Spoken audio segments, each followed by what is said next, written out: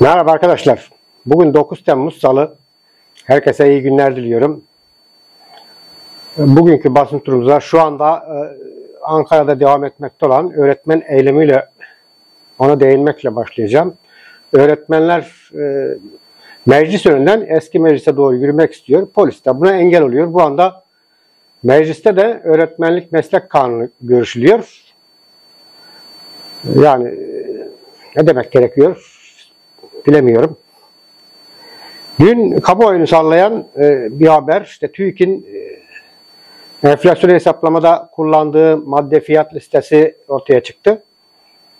Gerçekten ne rakamlar varmış. İşte ucuza muayene olmak, ev kiralamak, yiyecek almak isteyen TÜİK'in marketine gitmesi lazım herhalde. Çünkü o kadar ilginç rakamlar var ki bu rakamlar bizim ülkemizde yok. Acaba nereden almışlar bunlar? İşte aralarından hem gazeteden Sözcü gazetesinin bugünkü sayısında işte doktor muayenesi 34 lira. Aslında 34 lira da değil. 33 küsür, 33 lira 67 kuruş böyle bir şeydi. Ev taşıma ücreti 9.618 lira. Yurt ücreti 456 lira. İşte kira, bunlardan en can alıcısı olan kira ücreti 5.845 lira, 6.000 lira bile değil. Oysa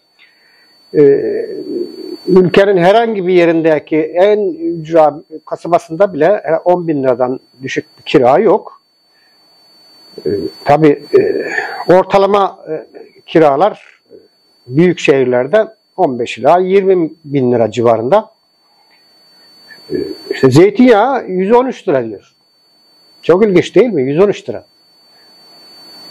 Yani 300 liradan aşağıya litresi zeytinyağı bulabilmek mümkün değil. Zaten o fiyatın altında satılıyorsa eğer onun gerçekten zeytinyağı olup olmadığından şüphe etmek gerekir. Çünkü gerçek öyle. İşte soğan 7 lira 76 kuruşmuş. 7 lira 76 kuruş. Soğan 20 liradan satılıyor pazarda. Daha bunun gibi fiyatlar var. Bir de bu listeden benim çıkardığım şeyler var. İşte beyaz peynir 146 lira, 147 lira 69 kuruş. 148 lira bile değil. Eğer 147 liraya peynir diye bir şey satılıyorsa onun içinde süt yoktur. Başka bir şey vardır. Yani normal peynir 250 lira ve hatta 300 lira ve daha üzeri. İşte yumurta 2 lira 47 kuruş. Çiftlik yumurtası belki olabiliyordur bu fiyata, buna bir şey diyemeyeceğim ama zeytinyağı biraz önce demiştim 113 lira diye. Kuru fasulye 49 lira diyor. 50 lira bile değil. Oysa kuru fasulye pazarda 85 lira. Zeytin 134 liraymış. 135 lira bile değil. 134 liradan satılıyorsa hemen gidip oradan alalım 300-400 lira kilosu. Yani buradaki en çarpıcı şeylerden birisi de uzman doktor muayene ücreti 33 lira 69 kuruş çıkmış. Yani 34 lira bile değil. Yani yakın zamanda ben Antalya Akdeniz Üniversitesi Hastanesi'nde muayene oldum kardiyologa. Hocaya işte uzman doktor olmuş oluyor. Ücreti tam hatırlayamıyorum ama 800 lira civarında bir paraydı tahminen. Yani bu 33 lira böyle bir şey yok. Kuzu eti 518 lira diyor. 518 lira kuzu eti yok. Kuzu eti 800 liradan başlıyor. İşte işlenmiş olursa pirzola, biftek, bonfile vesaire 1000 lirayı geçiyor. Bu yani bir hayal. Yaşadığımız da zaten hayal herhalde. Yani enflasyon diye yaşadığımız. Yani bu rakamlarla ekonominin düzelme şansı da zaten hemen hemen yok. Bir süre sonra daha zor şartlar olacak. Bir Gün gazetesinden almış olduğumuz manşet, şiddet ve tehdit gazetecileri yıldıramaz. Suç örgütü telaş yaptı. Bahçeli'nin baskısıyla iktidar, Ülke Ocaklar ve MHP'yi ateş davasından kaçırırken gerçeği yazanlar hedefte. Gazetecileri tehdit eden kılıç suikastta rol oynamıştı demiş. Yine aynı haberi Sözcü gazetesi de görmüş. Ülkücü yöneticiden kurşunlu tehdit gazetecilere. Eski Ülke Ocakları Başkanı Sinan Ateş'in öldürülmesi olayının peşini bırakmayan 5 gazeteci hedef alındı. Evet, İstanbul Sözleşmesi'ne Yeni Akit Gazetesi fesat sözleşmesi diyor. Biliyorsunuz Cumhurbaşkanı'nın tek taraflı kararıyla bizim öncülük ettiğimiz İstanbul Sözleşmesi'nden Türkiye çıkmış oldu. Yeni Akit Gazetesi de kadın cinayetlerinin azaldığını iddia ediyor bu sözleşmeden çıkıldıktan sonra. Oysa gerçek öyle değil. Ben şöyle bir araştırma yaptım. Yani hemen hemen aynı sayıda işte 2021 yılında 432 kadın öldürülmüş. 2022 yılında 409 kadın. 2023 yılında 413 kadın. 2024 yılı şu an 7. ayın başlarındayız. Yani yılın ilk yarısında 216 kadın öldürülmüş durumda. Yani bu gazetenin iddia etmiş olduğu fesat sözleşmesi bittikten sonra kadın cinayetleri azaldı savı ya doğru değil. Çalışanlar her yıl 1,5 ayını devlete çalışıyor. Çalışanlar bir yandan enflasyonla, diğer yandan da vergiyle boğuşuyor. DİSK'in hazırladığı rapora göre 12 aylık maaşın yaklaşık 1,5 aylığı devlete vergi olarak ödeniyor. Çift maaşlı bürokratlara yasal garanti geliyor. Bu şu an görüşülmekte olan torba yasaya bu konuyu yasal hale getirecek madde eklemişler. Evet, artık neden çift maaş alıyor diye de sorulamayacak herhalde. Evet, Cumhuriyet Halk Partisi'nin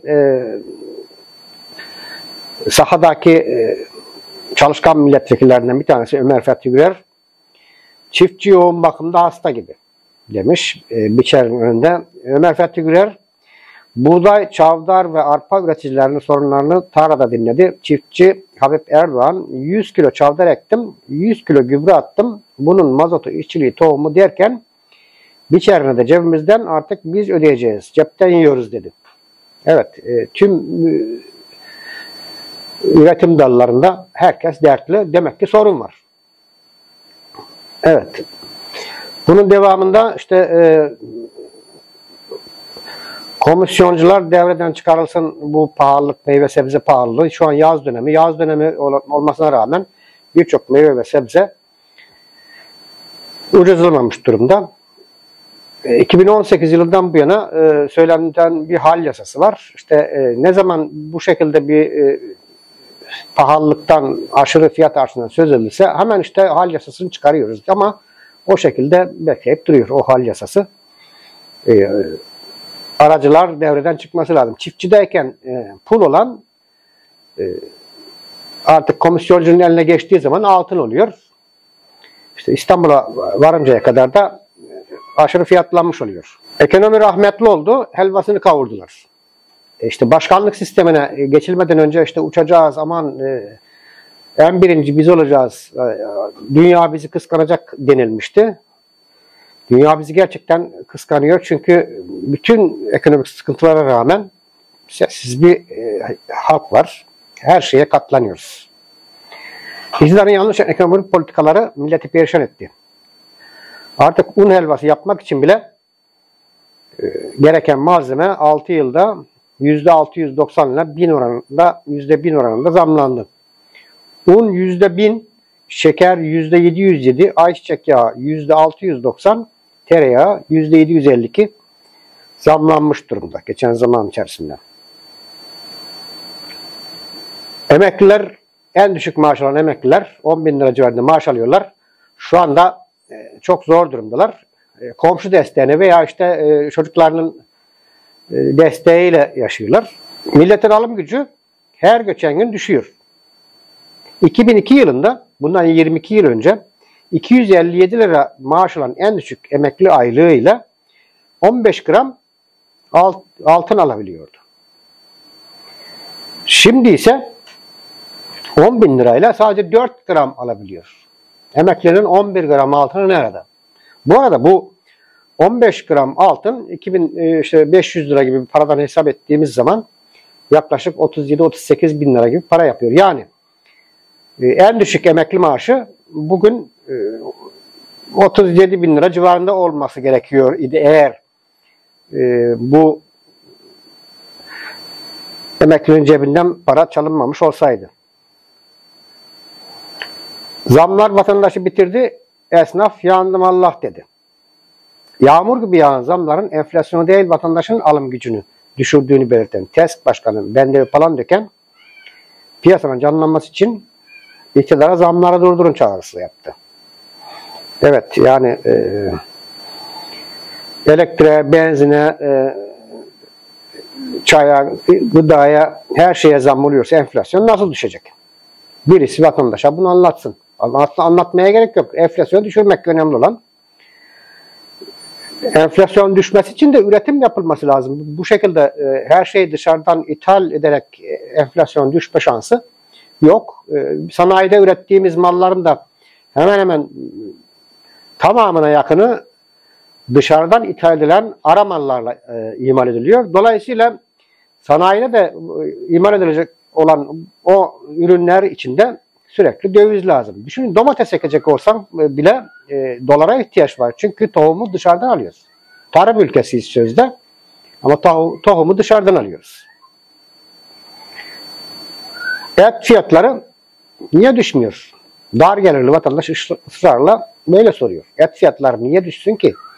Çünkü Türk çiftçisinin üretimi sürekli olarak baltalanıyor. Dışarıdan ithal etmek, bizim çocukların ithal etmesi, para kazanması daha iyi. 5 dolara, 6 dolara ithal edilen et 18-20 dolara içeride vatandaşa satılıyor. Yani niye vazgeçsinler ki? Bu şekilde fiyatların düşme şansı kesinlikle yok. Dolardaki kurun, dövizdeki kurun artması da içerideki et fiyatlarının daha fazla pahalı olacağı anlamına geliyor. 2015 yılında bu işte 9 yıl önce suç olan şimdi Türklüğü sembolü kabul edildi. Neydi günahım? Erdoğan'ın konvoyuna Bozkurt işareti yaptığı için yargılanıp beraat eden kadın iktidarın söylemleri değişti. Ne günahım vardı da bana sıkıntı çektirdiler dedi. Evet, 2015'te MHP Uşak İl Yönetiminde olan Seher Kayıhan Erdoğan'ın konvoyu geçerken Bozkurt işareti yapıyor. İşte vay sen misin onu yapan? İşte Cumhurbaşkanı hakaret hemen korumalar MHP il başkanını basıyorlar ve Seher Kayıhan'ı gözaltına alıyorlar. Yargılama sonucunda işte şu anda da o zaman suç kabul edilen, hakaret kabul edilen şey futbol karşılaşmasında bir futbolcunun bunu yapması ile hemen Sayın Cumhurbaşkanı onu sahiplenmiş oldu. Maçı seyretmeye gitti. Mülakat mülkün temeli mi? Cumhurbaşkanı seçim öncesi kaldıracağız dediği mülakat adaletsizliğin son mağduriyeti altında adında adalet bulunan bakanlıkta yaşandı. Hakimlik sınavında 93 puanla Türkiye ikincisi olan depremzede Gökhan Kuşoğlu 7 kişinin aynı anda katıldığı mülakatta 3 dakikada elendi. Mülakat adam seçme sınavı oluyor zaten. Yani bir bilimsel bir yanı yok. Evet. Uçağın garantiyle 900 milyon euro uçtu. Garantili projeler ne kadar ballı ticaret yani. Devlet sana ne kadar kazanacağını önceden söylüyor. Sen de ne kadar kazanacağını biliyorsun. Yani bundan daha güzel bir şey olabilir mi? Devlet hava meydanları işletmesinin raporlarına göre tutmayan hedefler, zaten hedeflerin tutmayacağı en başından belli. Yani şimdi bence kötü niyet var. Yani bu şekilde bir şey olmaz, anlaşma olmaz. 907 milyon euro ödenmiş. Yani bu 35 ile çarptığımızda bayağı büyük bir para yapıyor. Her an davet edebiliriz. Kardeşim Esed tekrar Esad olmak yolunda sanıyorum. Yani bu da gerekli bir şey ayrıca. Bunu da belirtmek gerekiyor. Türkiye'nin sınır güvenliği açısından Suriye hükümetiyle işbirliği yapması ve oradaki yeni yapılanmanın önünü alması gerekiyor. Yani Irak'ta, Kuzey Irak'ta yaşanan aynen Kuzey Suriye'de de yaşatılmak isteniyor. Daha sonra bunlar bir araya gelecekler. Toprak taraflar Türkiye'den de olacak. Kaybettikçe katlediyor. Batılı destekçilerin koltuğu sallanırken İsrail'de Tel Aviv'e tepki görülmemiş seviyeye ulaştı. Soykırım suçuyla yargılanan, geleceğini savaşın devamında bağlayan Netanyahu ise köşeye sıkıştıkça katliam yapıyor. Evet, en son bir okula saldırmıştı. Yani kabul edilemez bir şey. Masum insanlar ölüyor sürekli. Evet, son başlığımız acil doktoruna kasklı işkence. Trabzon'da acil servise giden hasta ve yakını rapor almak istedi. Doktor da raporluk bir tarafı olmadığını belirtince hasta ve yakını doktora saldırdı. Kaskla dizine vurup dizini kırdı. Doktor ameliyata aldı. Bunu ne zaman çözebileceğiz merak ediyorum. Bir maganda geliyor okulda öğretmen dövüyor. Bir maganda geliyor işte hastanede doktor dövüyor. Ve gözaltına alınıyor, ifadesi alınıyor. Aferin ne güzel yaptın der gibi serbest bırakılıyor. Yani hastanede görev başında doktor da öldürüldü biliyorsunuz. Görev başında öğretmen de öldürüldü. Buna basit bir adi cinayet gibi değerlendirmek ve o şekilde ceza vermek doğru bir şey değil. Yani saldırganlar elini kolunu sallaya sallaya devletin kurumu içerisinde magandalık yapıyorsa onlara ağır bir yaptırımı olmalı ki bir sonrakiler bunu yapmaktan çekinsinler diyorum. Yani doktor ve öğretmenlerimizin çalışma güvenliği, çalışma barışı sağlansın diyoruz. İzlediğiniz için teşekkür ediyorum. Bir sonraki videoda görüşmek üzere. İzledikten sonra beğenmeyi ve altına küçücük de bir yorum yazmayı unutmayın. Hoşça kalın.